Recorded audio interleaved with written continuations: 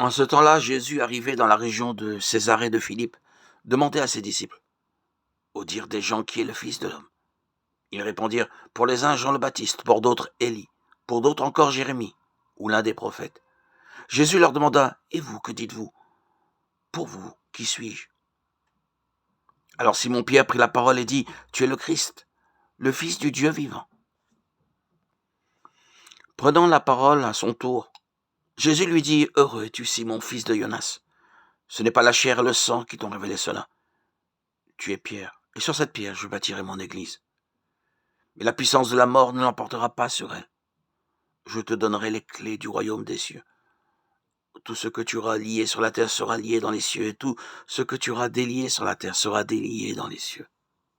Évangile de Jésus-Christ selon saint Matthieu 16, 13, 19. La question de Jésus, et vous, que dites-vous? Pour vous, qui suis-je? Est au fondement de la foi. Elle se trouve donc au centre non seulement du récit de la vie du Maître, mais aussi de l'assentiment croyant du disciple qui répond à l'annonce.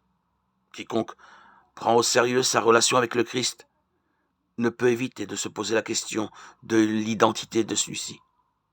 Il faut noter tout d'abord que c'est Jésus qui interroge, alors qu'il se fait l'objet de la question. Il demeure celui qui la pose. Le cœur de la pensée et de la foi chrétienne ne se réduit pas à un objet, une doctrine, une formule. C'est Jésus vivant qui provoque, qui dérange, et qui ne se laisse pas capturer par les schémas qu'on voudrait lui appliquer. Tout disciple doit comprendre que la rencontre avec le Christ exige une ouverture totale aux surprises de la venue de Dieu, un étonnement devant celui qui vient.